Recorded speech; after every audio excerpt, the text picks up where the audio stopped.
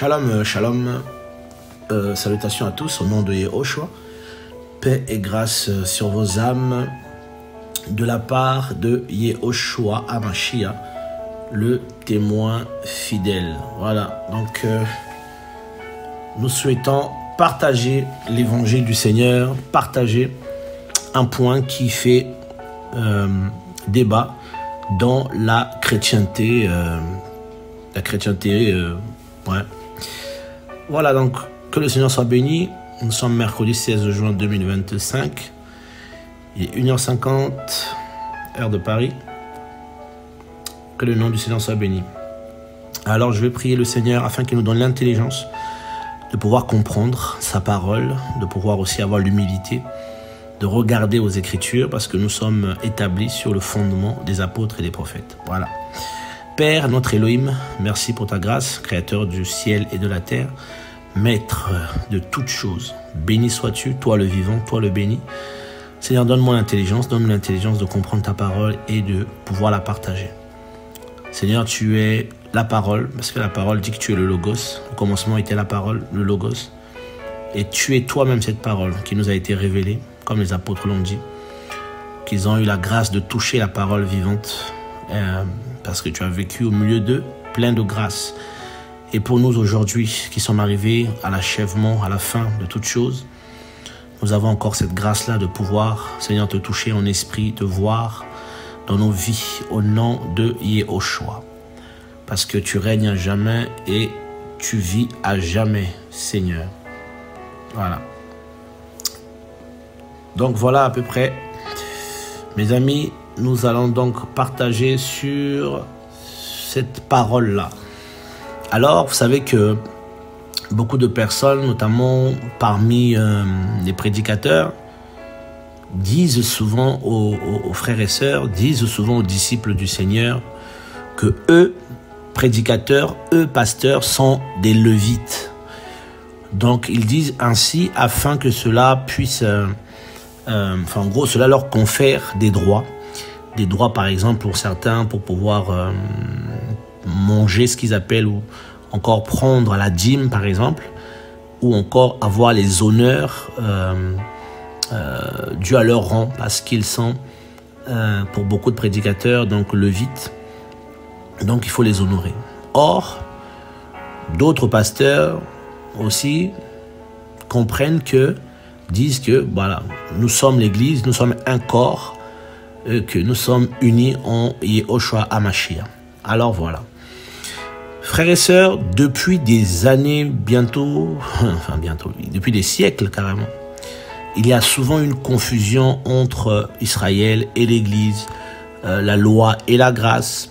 Vous avez des personnes qui disent que l'Église est Israël spirituel, ce qui est complètement faux, parce que l'Église, dans Acte 2, a commencé avec 120 Galiléens qui étaient la plupart des Juifs. Donc c'était des gens issus d'Israël. Les apôtres étaient des Hébreux. Et les premiers chrétiens du 1er siècle, quand vous regardez l'Acte des apôtres, c'était la plupart des Juifs. C'est bien après que les disciples vont se tourner vers les nations pour leur prêcher l'Évangile. Donc cette ignorance a poussé beaucoup de personnes à dire n'importe quoi. Donc Éphésiens 2,14 est clair. Lui des deux n'en a fait qu'un, donc en brisant le mur de l'inimitié qu'il y avait. Donc vous qui ne pouvez pas être cités en Israël, donc voilà, les nations aujourd'hui en Yehoshua Hamashiach peuvent être cités en Israël. Donc il y a beaucoup de choses. Donc nous sommes un corps. Dans le Seigneur, il n'y a ni juif ni grec. Tous sont un en Yehoshua. Donc c'est très important de le comprendre et de vérifier dans les Écritures. Il y a beaucoup de chrétiens qui entendent, mais ils ne vérifient pas. Pourquoi? Parce qu'on donne beaucoup plus de valeur aux gens qui sont devant nous, parce qu'ils sont pasteurs, dirigeants, diacres, anciens. Donc tout ce qu'ils vont dire, on va dire Amen, alors qu'on sera jugé selon les Écritures. Éphésiens 2 nous dit que nous avons été fondés, bâtis sur le fondement des apôtres, et Yehoshua, donc Jésus-Christ étant la pierre angulaire. Donc il faut comprendre d'abord que le Seigneur a établi l'Église Donc il y a quasiment plus de 2000 ans maintenant, l'Église qui est un corps sorti d'abord d'Israël. Parce qu'il faut savoir que le salut vient des Juifs. Le Seigneur a d'abord touché 120 Galiléens et bien plus en réalité. Mais après la Pentecôte, beaucoup de gens vont se rajouter à ce corps, le corps de Christ, le corps du Mashiach. Et c'est ça son Église. Et donc il faut bien comprendre ces réalités. Alors, est-ce que les pasteurs sont des Lévites? Voilà. Déjà, il faut savoir qui est Lévi. On va donc prendre la parole du Seigneur pour aller checker d'abord, aller vérifier qu'est-ce que les Écritures disent. Qui est Lévi? Donc nous sommes dans le livre de Bereshit, nous sommes dans le livre de Genèse, le chapitre 29, à partir du verset 34. Voilà. Nous allons prendre ce passage, je vais le lire pour vous. Vous pourrez vérifier, bien sûr, chez vous. Elle devint encore enceinte et enfanta un fils. Et elle dit, « Maintenant, mon homme s'attachera à moi, car je lui ai enfanté 3 fils. » C'est pourquoi on l'appela son nom Lévi. Lévi encore, simplement, Lévi. Donc, Lévi était le fils de Yaakov, donc Jacob, et Léa, son épouse, sa première épouse. Ça, c'est d'abord ce que disent les Écritures. Donc, si quelqu'un se réclame étant lévite, donc il y a quand même un problème, parce que si les pasteurs sont lévites, ils doivent donc être de la descendance de Lévi. Parce que dans la Bible, Lévi, les lévites qui, par exemple, sur lesquels la loi était basée, on va voir ça tout à l'heure, étaient descendants de Jacob. Or, beaucoup vont vous dire, oui, nous sommes des lévites spirituels, ce qui est grave. Parce que Lévi était prêtre. Donc Lévi a donné naissance à Aaron, qui était le souverain sacrificateur. Mais Jésus de Nazareth, Yehoshua HaMashiach, est aussi prêtre. Donc les pasteurs, sont-ils issus de Aaron ou sont-ils issus de Yehoshua, Jésus, le grand prêtre? Avançons petit à petit, mes amis. Nous allons donc travailler grâce au Seigneur les Écritures pour voir ce que la parole dit. Donc, la parole nous dit que Lévi est le fils de Jacob. Donc voilà, ça c'est le premier point. On parle de lui ici, Genèse chapitre 29, le verset 34. On parle de sa naissance.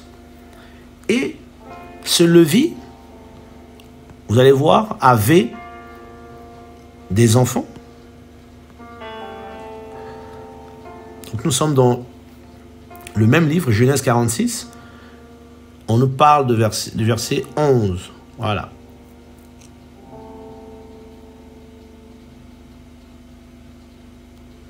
Nous sommes dans Genèse 46, le verset 11. Les fils de Lévi, Gershon, Kehat et Merari. Il va avoir 3 fils. Et on peut même aller plus loin. Exode aussi, on parle très bien. Exode, le chapitre 6, où on parle des généalogies. Donc, alors, le verset 16. Donc, nous sommes dans Exode 6, le verset 16. Voici ce que disent les Saintes Écritures. Voici les noms des fils de Lévi selon leur généalogie. Gershon, Kehat et Merari. Les années de Lévi, de la vie de Lévi, furent de 137 ans. Donc il va avoir Gershon, Kehat et Merari. Et les fils de Gershon, Libni, Shimei, selon leur famille. Les fils de Kehat, Amram, Yitzhar, Hébron et Uziel. Et les fils de Merari, Machli et Mouchi. Ce sont là les familles de Lévi selon leur généalogie. Waouh. Or, Amram, donc un des fils de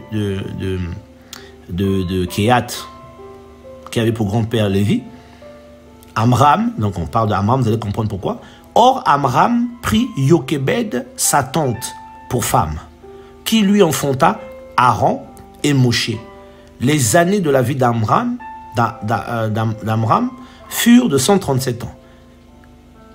Les fils de Yitzhar, Coré, Népheg et Zikri.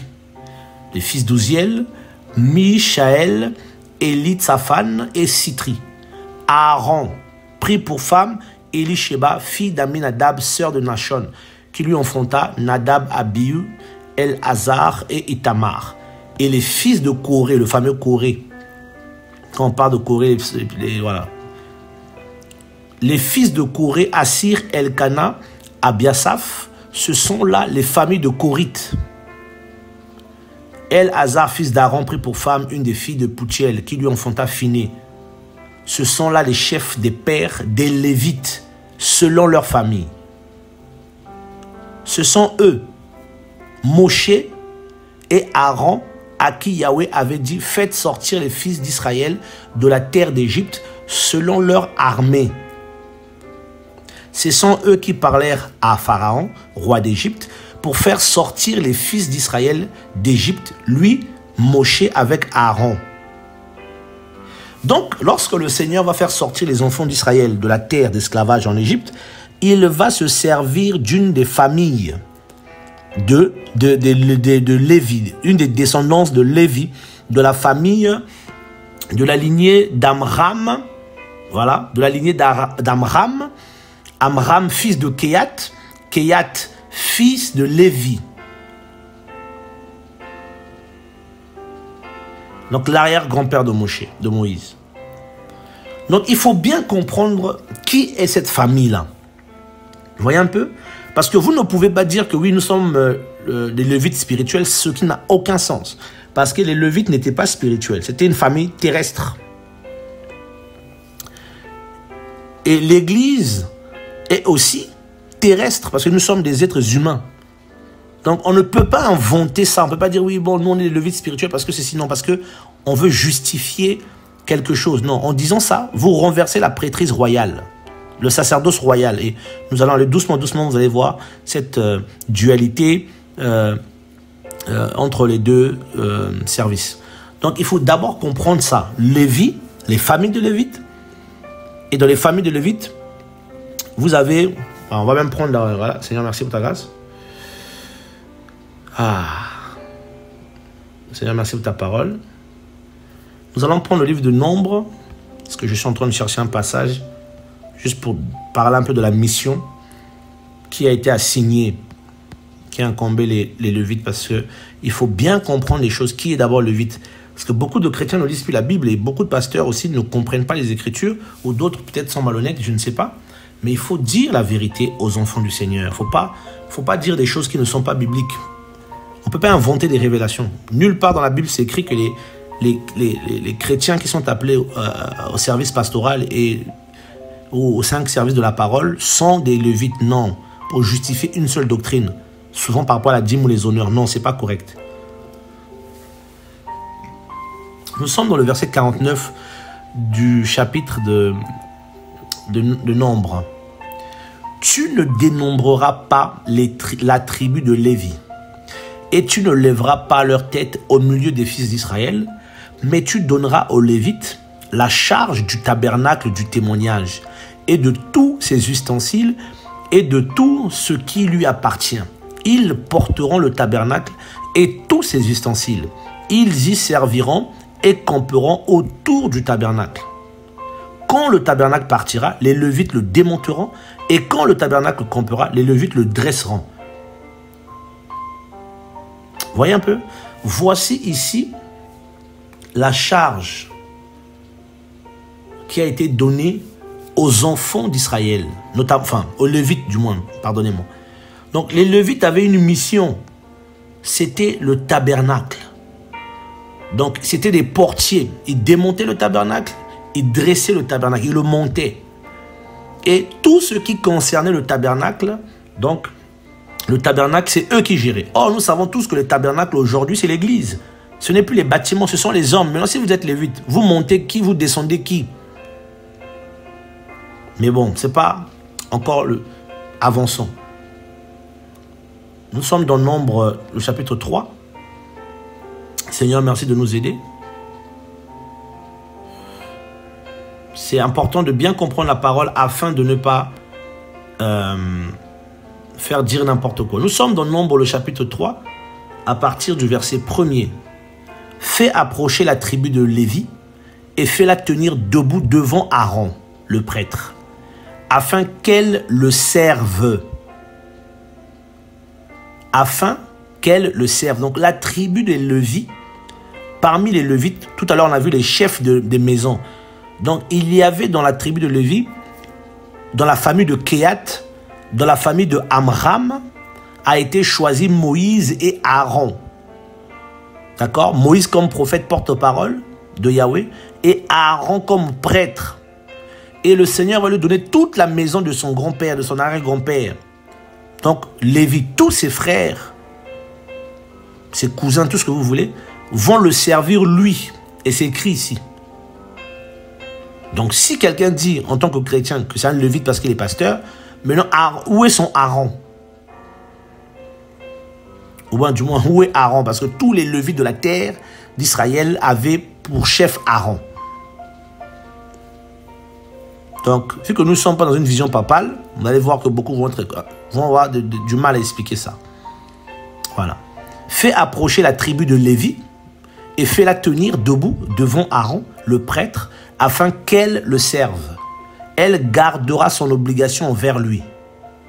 Elle gardera son obligation envers lui et son obligation envers toute l'assemblée devant la tente de réunion ou encore d'assignation, en travaillant au service du tabernacle. Elle gardera tous les ustensiles de la tente de réunion et le dépôt des fils d'Israël pour travailler au service du tabernacle. Tu donneras les Lévites à Aaron et à ses fils. Ils lui seront donnés d'entre les fils d'Israël. Verset 9. Tu établiras Aaron et ses fils pour qu'ils gardent leur prêtrise. Waouh! Verset 12. Voici, j'ai pris les Lévites d'entre les fils d'Israël à la place de tout premier-né, qui ouvre la matrice parmi les fils d'Israël. C'est pourquoi les Lévites seront à moi. Maintenant, si vous êtes Lévite, vous êtes au Seigneur. Mais les autres, alors? Voici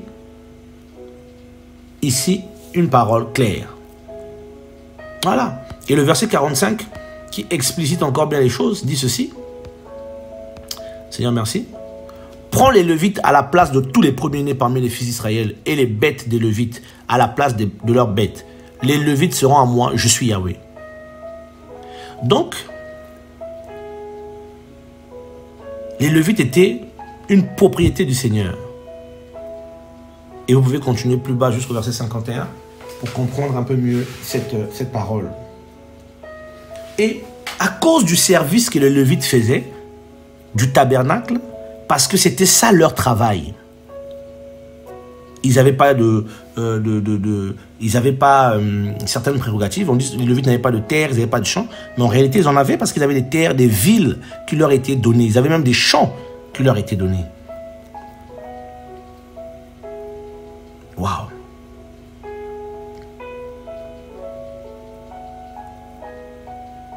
Donc, le Seigneur avait donné les Lévites à Aaron. Il y a plusieurs passages, même dans merci Seigneur. Il y a plusieurs passages, je crois qu'il y a aussi le chapitre, le chapitre 8 qui en parle aussi, 8, 19. Voilà. Oh Seigneur, merci. Le Seigneur dit, or j'ai pris les Lévites à la place de tous les premiers-nés parmi les fils d'Israël. Et j'ai donné à Aaron et à ses fils du milieu des fils d'Israël, les Lévites, pour faire le service des fils d'Israël dans la tente de réunion et pour faire la propitiation pour les fils d'Israël, afin qu'il n'y ait pas de plaie parmi les fils d'Israël quand les fils d'Israël s'approcheront du lieu saint. Vous voyez? Moshe, Aaron et toute l'assemblée des fils d'Israël firent à l'égard des Lévites tout ce que Yahweh avait ordonné à Moshe concernant les Lévites. C'est ainsi que firent les fils d'Israël. les Lévites se purifièrent et lavèrent leurs vêtements.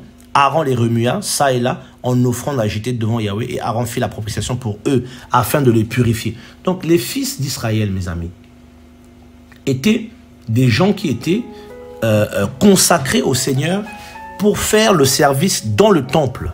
Parce que le peuple ne pouvait pas entrer dans le temple. Le peuple ne pouvait pas entrer dans le lieu très saint. Ni encore dans le lieu saint.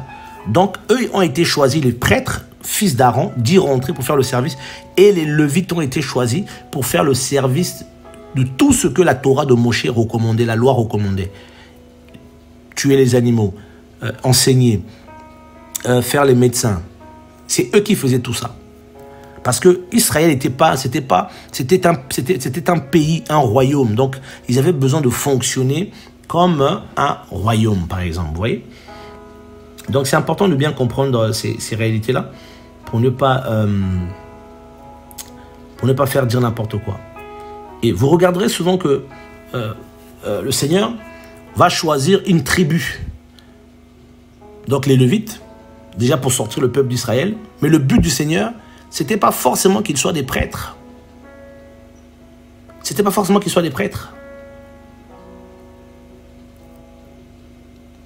Le Seigneur voulait que tout son peuple soit un peuple de prêtres. Regardez une parole dans les Écritures. Nous sommes toujours dans le livre d'Exode, je crois. Exode 32. Merci Seigneur pour l'esprit. Merci Seigneur. Exode 32, le verset 25. Alors, voilà, j'y suis.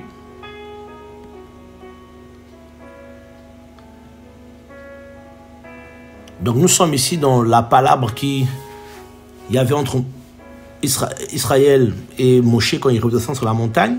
Moïse dit ceci. Moïse vit que le peuple était en désordre, car Aaron l'avait mis en désordre, en dérision, auprès de leurs ennemis. Moïse se tenant à la porte du camp dit: qui est pour Yahweh, qu'il vienne vers moi. Et tous les fils de Lévi se rassemblèrent autour de lui. Waouh! Et il leur dit: ainsi parle Yahweh l'Élohim d'Israël, que chaque homme mette son épée à son côté, passez et retournez de porte en porte dans le camp, tuez chaque homme son frère, chaque homme son compagnon, chaque homme son prochain. Les fils de Lévi firent selon la parole de Moïse. Ce jour-là, il tomba parmi le peuple environ 3000 hommes. Moïse dit: remplissez vos mains aujourd'hui pour Yahweh. Oui, chaque homme contre son fils et contre son frère, c'est pour vous donner aujourd'hui une bénédiction. Donc, lorsque Moïse va convoquer le peuple, il dit: qui est pour Yahweh? La Bible dit ici: les fils de Lévi se sont rassemblés autour de lui. Donc, voilà même la raison du choix du Seigneur pour eux. Parce qu'ils s'étaient rassemblés. Or, comme je disais tantôt, la pensée du Seigneur, c'était que tous les Lévites soient un royaume. Enfin, tout Israël soit un royaume plutôt. Et comment vous le prouvez bibliquement? C'est simple, grâce au Seigneur, c'est Exode chapitre 19. Voilà. Ça, je parle d'Israël. Hein, parce qu'il faut d'abord parler de les Lévites, définir leur mission. Pour bien comprendre les choses. Nous sommes dans le livre d'Exode, chapitre 19, le verset 5.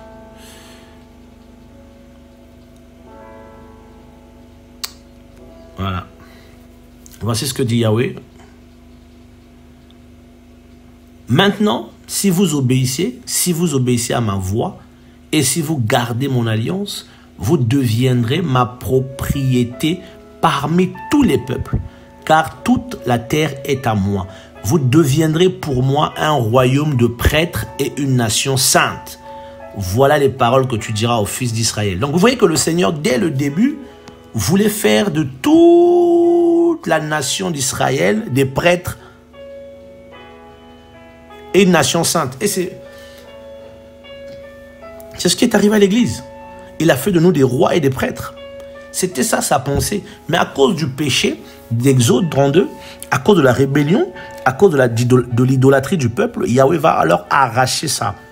Et Moïse va convoquer le peuple et c'est les Lévites qui vont répondre à l'appel et qui vont tuer Tous ceux qui s'étaient souillés, et là, le Seigneur va leur donner cette bénédiction-là. Ils vont avoir en héritage la prêtrise lévitique. Voilà.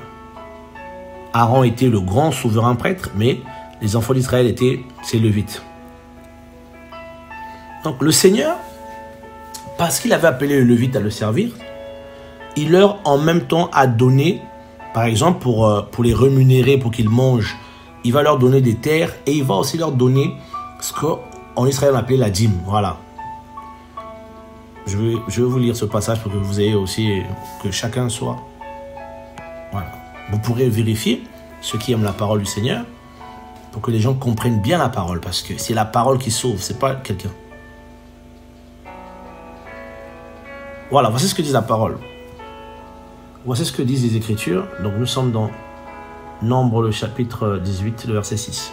« Et moi, voici j'ai pris vos frères, les Lévites, du milieu du peuple d'Israël, ils vous sont donnés en don pour Yahweh, afin qu'ils travaillent au service de la tente de réunion ou d'assignation. Toi et tes fils avec toi, vous garderez la fonction de votre prêtrise pour tout ce qui concerne l'autel et ce qui est au-dedans du voile, et vous y ferez le service. Je donnerai votre prêtrise en service de don. » Voici ce que dit la parole. Et au verset 21, le Seigneur va leur dire ceci. Pour les Lévites, le verset 21 du Nombre 18. Pour les Lévites, pour les fils de Lévi, voici je leur ai donné toute dîme en Israël pour possession, en échange de leur service, de ce qu'ils servent au service de la tente de réunion. Donc, le Seigneur dit qu'il leur a donné la dîme parce qu'ils faisaient le service du démontage, remontage de la tente d'assignation. C'était comme un salaire. Les fils d'Israël ne s'approcheront plus de la tente de réunion de peur qu'ils ne se chargent d'un péché et qu'ils ne meurent. Le Lévite, lui, travaillera au service de la tente de réunion, donc lui, il ne va pas mourir.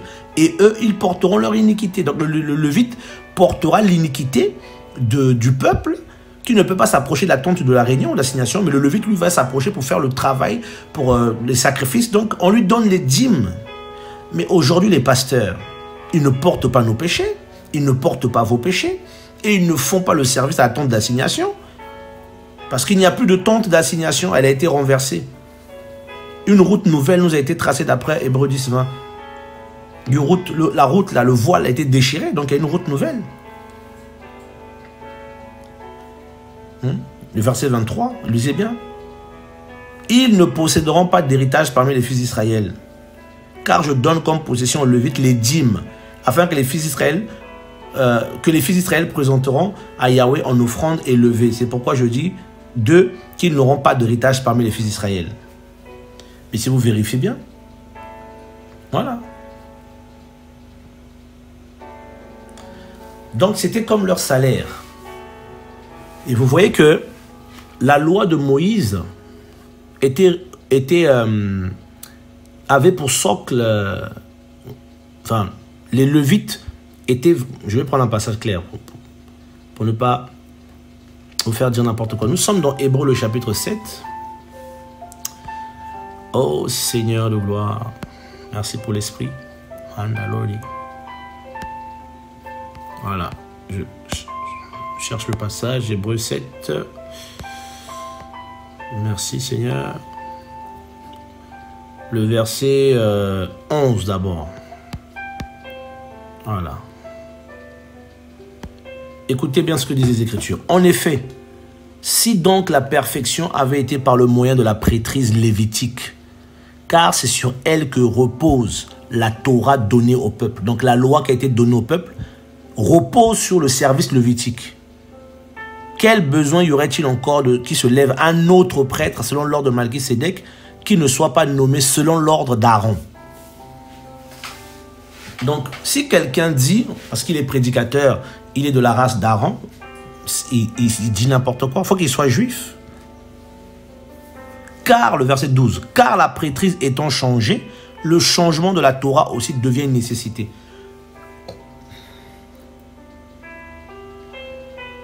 C'est terrible. On va même remonter même, vous allez voir. Quand la parole est claire, les gens veulent toujours. Non, il faut pas, en fait, faut pas dire des choses que la Bible n'a pas dit. Abraham, voilà, nous sommes au verset 4. Mais considérez combien est grand, nous sommes dans Hébreux 7, verset 4. Mais considérez combien est grand celui à qui, même Abraham, le patriarche, donna la dîme du butin. Donc c'était la dîme du butin, attention mes amis. C'était Abraham a payé la dîme du butin. C'était pas son argent, c'est la dîme du butin, un butin de guerre. Et ceux des fils de Lévi qui reçoivent la prêtrise ont en effet l'ordre selon la loi ou selon la Torah de prélever la dîme sur le peuple, c'est-à-dire sur leurs frères, bien qu'ils soient sortis des reins d'Abraham. Donc ici le testament du Seigneur, ce que beaucoup appellent le Nouveau Testament, le livre d'Hébreux, celui qui a écrit ça ici, là, certainement c'est un apôtre ou encore un enseignant, un docteur, tout ce que vous voulez, dit ceux des fils de Lévi. Donc lui, il ne s'est pas mis dedans. Il dit ceux des fils de Lévi qui reçoivent la prêtrise ont en effet l'ordre selon la Torah de prélever les dîmes. Donc la loi était vraiment basée selon la Torah et la dîme aussi est une pratique de la Torah et non une pratique néo-testamentaire, mais une pratique de la loi. Ce n'est pas une pratique néo-testamentaire. Donc en gros, ce n'est pas une pratique de ce que beaucoup appellent le Nouveau Testament.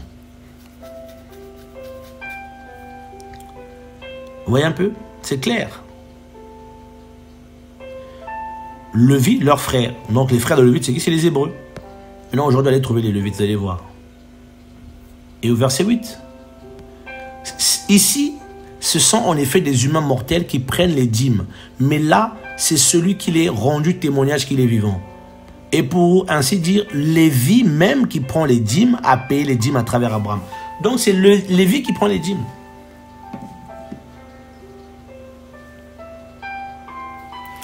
Maintenant, où est-ce qu'il faut comprendre les choses?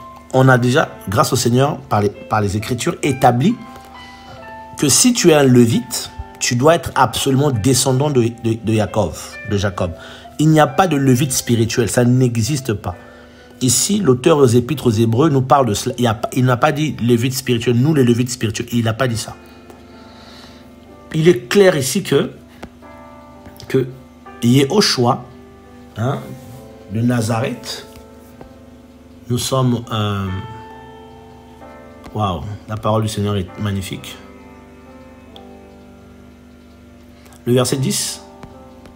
Car il était encore dans les reins de son père quand Melchisédek alla à la rencontre de celui-ci. En effet, si donc, le passage dans le livre tout à l'heure, en effet, si donc la perfection avait été par le moyen de la prêtrise lévitique, car c'est sur elle que repose la Torah donnée au peuple. Quel peuple? Le peuple d'Israël. Quel besoin y aura-t-il encore que se lève un autre prêtre? Donc, il y a un autre prêtre qui s'est levé, selon l'ordre de Melchisédek, et qui ne soit pas nommé selon l'ordre d'Aaron. Donc, il n'est pas descendant d'Aaron, lui. Car la prêtrise étant changée, le changement de la Torah aussi devient nécessaire. Car celui à l'égard duquel ces choses sont dites a fait partie d'une autre tribu. Donc, il y a une autre tribu dont personne n'a été attaché à l'autel. Voilà. L'autel sur terre, non. Car il est connu de tous que notre Seigneur s'est levé de Yehuda, donc Juda, tribu à l'égard de laquelle Moïse ou encore Moshe n'a rien dit concernant la prêtrise. Et cela est encore plus évident s'il se lève selon la similitude de Melchisédek à un autre prêtre, qu'il est devenu, non selon la Torah, il est prêtre, le Seigneur est prêtre, mais pas selon la Torah. Le verset 16, qu'il est devenu non selon la Torah d'un commandement charnel. Donc la Torah est un commandement charnel, mais selon la puissance de la vie impérissable. Car il rend témoignage, verset 17, tu es prêtre pour l'éternité, selon l'ordre de Melchisédek. Donc les chrétiens, Jésus de Nazareth, Yehoshua, est prêtre pour l'éternité.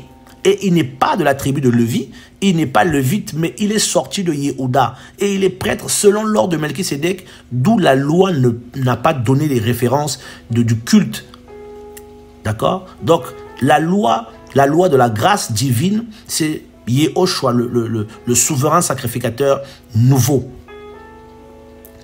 Regardez le verset 18, car le verset 18 dit ceci. Car il y a en effet abolition du commandement précédent, donc ancien, à cause de sa faiblesse et de son inutilité. Car la Torah n'a rien emmené à la perfection, mais à la place est introduite une espérance plus excellente par le moyen de laquelle nous nous approchons d'Élohim. Waouh! Il faut comprendre ces choses-là, mes amis. Il faut comprendre ces choses-là.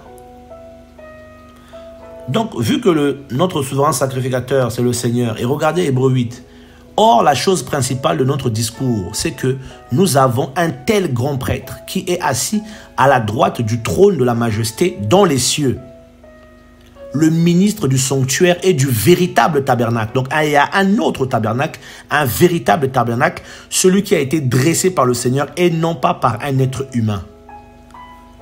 Car tout grand prêtre est établi pour offrir des offrandes et des sacrifices. Donc, notamment la loi de Moïse, les prêtres, c'est ça, hein?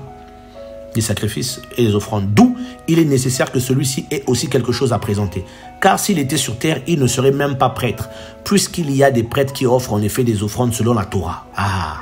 Lesquels servent l'exemple et l'ombre des choses célestes, selon l'avertissement divin que reçut Moshe lorsqu'il était sur le point d'achever le tabernacle. Prends garde, lui dit-il, de faire toutes choses selon le modèle que je t'ai montré sur la montagne. Donc, si vous êtes des Lévites spirituels, maintenant le tabernacle, le sanctuaire qui est au ciel là, d'où Jésus-Christ de Nazareth, Yehoshua HaMashiach est le grand prêtre.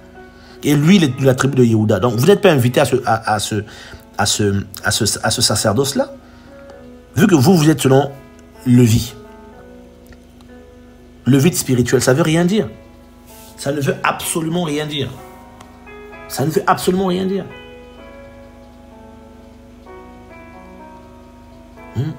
Fini. Le verset 7. Car si la première avait été irréprochable, il n'y aurait pas eu d'en chercher une seconde. Waouh! Donc les chrétiens,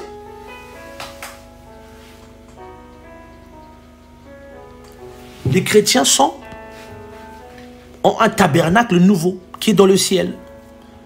Et qu'est-ce que notre frère, l'apôtre Pierre, Shimon Pétros, Képhas, serviteur de Yehoshua HaMashiach, nous a dit? Nous sommes dans 1 Pierre, le chapitre 2. Oh, chrétiens, arrêtez de vous faire d'écouter toutes sortes de niaiseries parce que les gens vont vous en foutre pour rien. Le verset 3, 1 Pierre 2, 3. Si en effet vous avez goûté le Seigneur est bon, vous approchons de lui, pierre vivante. Voilà les chrétiens ce que vous êtes. Pierre vivante, rejetée en effet par les humains, mais choisie et précieuse devant Elohim, et vous-même comme des pierres vivantes, vous êtes édifiés, maison spirituelle. Voilà. Sainte prêtrise. Mais les chrétiens sont des prêtres. Sainte prêtrise, afin d'offrir des sacrifices spirituels agréables à Elohim par le moyen de Yehoshua HaMashiach, notre grand prêtre. Donc, chrétien, tu dois comprendre aujourd'hui que tu es une maison spirituelle. Donc, le tabernacle, c'est toi. Le Saint-Esprit vit maintenant en toi. Tu es aussi une sainte prêtrise. Donc, tu es un prêtre. En tant que chrétien, tu es un prêtre. Donc, quand vous entendez des gens vous dire qu'eux, ils sont des lévites spirituels, qui sont des prêtres spirituels, alors que la Bible dit que nous sommes déjà des prêtres, vous cherchez quelle prêtrise encore?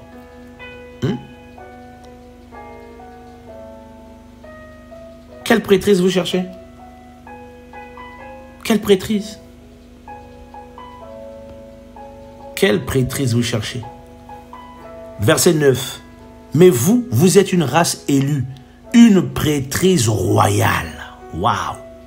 Une nation sainte, un peuple acquis, afin que vous proclamiez les vertus de celui qui vous a appelé de la ténèbre à sa merveilleuse lumière. Une prêtrise royale. Donc vous êtes des prêtres et des rois. D'où l'image de l'église au ciel, les 24 vierges qui avaient des couronnes de rois et des robes de prêtres. Les chrétiens doivent comprendre. Donc que tu sois pasteur, apôtre, docteur, évangéliste, je ne sais pas quoi. Tous les chrétiens qui ont le Saint-Esprit sont prêtres parce qu'ils offrent au Seigneur des louanges. Nous prions pour les nations, nous prions pour tout le monde. Nous adorons le Seigneur et nous sommes assis avec lui dans les lieux célestes. Donc, ce n'est pas tout le monde qui est assis dans le lieu céleste. Donc, le lieu céleste, là-bas, c'est le temple d'en haut. Donc, nous sommes des prêtres royaux parce que nous sommes autour du roi. Nous sommes les prêtres du roi des rois. C'est ce qu'il faut comprendre. Donc, tous les chrétiens sont des prêtres. C'est écrit ici. 1 Pierre 2, le chapitre 1 Pierre, le chapitre 2, le verset 5 hein, et le verset 9. Ne laissez pas les gens vous blaguer. Apocalypse. Apocalypse, le chapitre... Apocalypse 1, le verset 5. Écoutez ce que la Bible dit. Et de la part de Yehoshua Mashiach, donc Jésus-Christ, le témoin fidèle, le premier-né d'entre les morts et le chef des rois de la terre. Waouh! À celui qui nous a aimés et qui nous a lavés de nos péchés dans son sang et qui a fait de nous des rois et des prêtres pour Elohim, son Père. À lui soit la gloire et la force souveraine pour les âges et les âges. Voici ce que disent les Écritures sacrées, mes amis. Mais vous cherchez quoi? Vous cherchez quoi? Maintenant, quel est le prêtre qui va payer sa dîme à un autre prêtre? Nous sommes des prêtres royaux. Aaron et ses fils étaient une copie de ce que nous sommes avec notre Seigneur Yehoshua, Jésus de Nazareth. Le grand roi, le grand prêtre. Vous êtes des prêtres royaux, sacerdoce royal.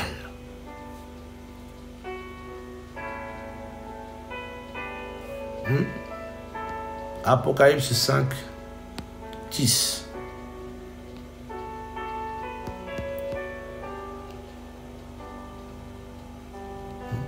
Apocalypse 5, 10. Voici ce que dit la parole. Je vais me prendre 9.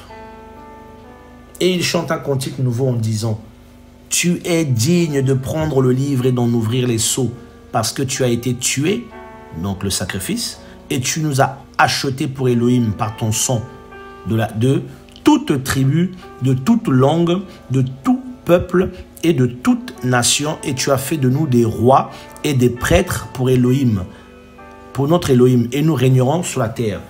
Voici la pensée que le Seigneur voulait faire avec Israël depuis quand Israël a refusé le plan du Seigneur pour elle. Israël, la nation. Ouais. Et on l'a lu tout à l'heure. Exode 19, il dit, il voulait que ça soit une nation, une prêtrise royale. Et il l'a fait pour les nations. Et avec Israël en même temps dedans. C'était ça sa pensée. Dès le début. Faire d'Israël la nation des prêtres et après incorporer les nations dessus. Dedans du moins, dans ce plan. Comme Paul en parle dans Ephésiens 2,14. Comme le Seigneur l'avait déjà prophétisé lui-même en donnant à Abraham cette parole. Toutes les nations seront bénies en toi. Vous croyez que c'est de quelle bénédiction on parle? C'est de cette bénédiction de la foi. Père de la foi. Donc tout ça est lié à la foi. L'héritage de la foi, c'est quoi? C'est le salut. Donc être prêtre royal, sacerdoce royal, maison spirituelle royale. Et qui est le roi qui vit dans cette maison? C'est le Seigneur Yahweh Tsevaot. Donc, chrétiens, comprenez-vous tous que vous êtes des chrétiens, vous êtes prêtres. Donc, vous n'avez plus à payer la dîme, vous n'avez plus à sacrifier des animaux, vous n'avez plus à aller au temple, vous n'avez plus à aller vous n'avez plus à acheter de l'huile, tout ça, de l'eau, toutes ces choses-là. Vous devez arrêter tout ça. Parce que la véritable huile vit en vous.